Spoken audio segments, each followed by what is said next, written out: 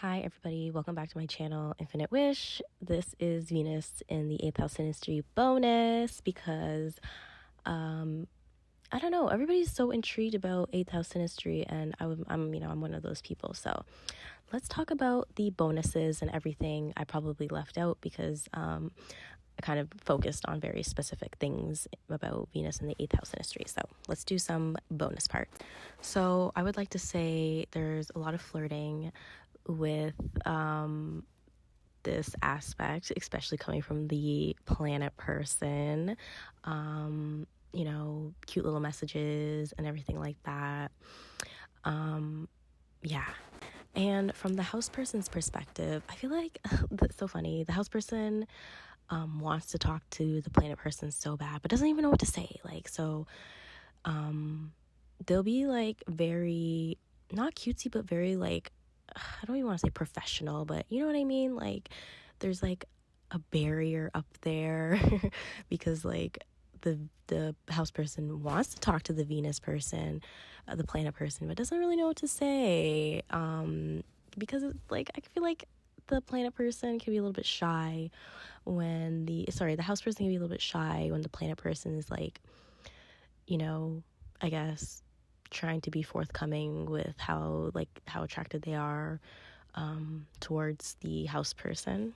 But the house person loves it. The house person tries to flirt back too. There's a lot of tension, a lot of sexual tension. Again, the planet person wants to be around the house person, wants to be in close proximity to the house person, and the house person loves it. Lots of eye contact. But the one thing is, like, I would say that the planet person almost wants to play like a victim role type of attitude. There's definitely some victim complex between the house person and planet person dynamic.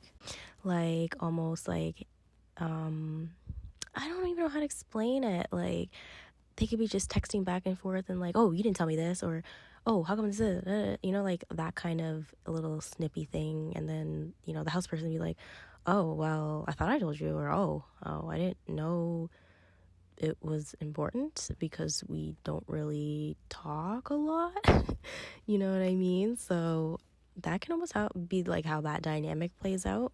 And I want to say, like, the planet person can be a little bit jealous of the house person, and especially if other people can interact with the house person so effortlessly. Like, I feel like the planet person kind of looks at the house person like, oh, like, I wish that was me, or like, why can't it just be a little bit easier for me to speak to you, type of thing. And the house person like, you can talk to me, just make me feel comfortable and I can like open up to you too, like, that kind of attitude between the house person and the planet person. I would say that the planet person likes the house person's body type.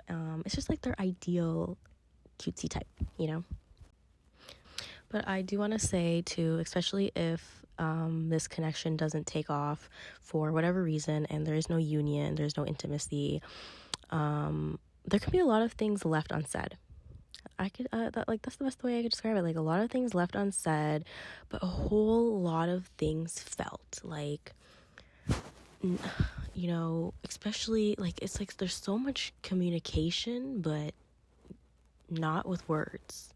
You know what I mean?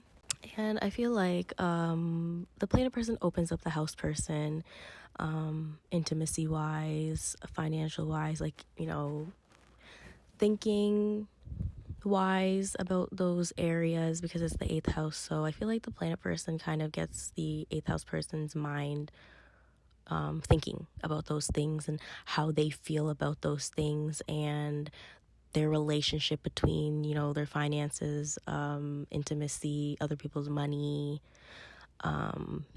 transformation, you know what I mean?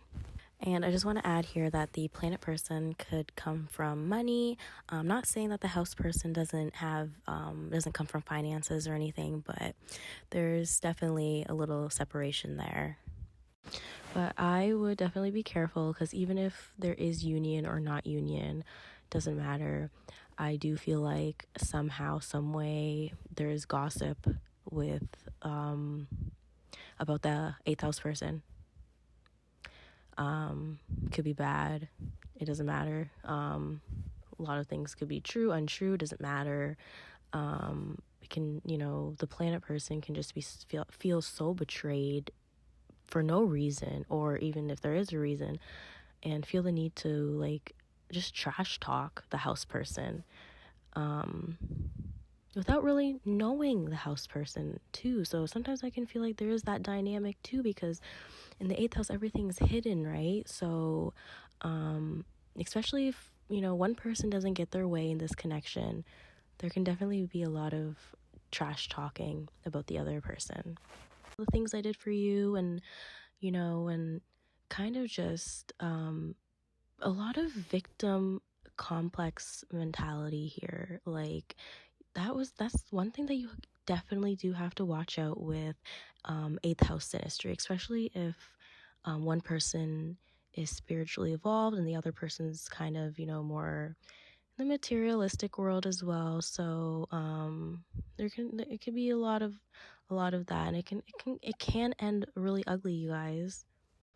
And the last thing I want to say is, no matter what, I feel like the planet person will always just kind of keep tabs on the house person. Somebody's going to keep tabs on the other, because a lot of things were left unsaid. One person didn't really vocalize it, but they kind of expressed it in a way. So, and again, the other person, I would say the planet person, didn't say anything and just got up and left without saying a word, leaving the house person to pick up the pieces. And the house person does, because it's the eighth house about transformation. So the eighth house person does transmute it, and they eventually move on with their lives, that's for sure. So that is the end of my Venus in the eighth house synastry, the bonus part. So hopefully you guys enjoyed this last little bit, and thank you guys again for watching. This is Infinite Wish.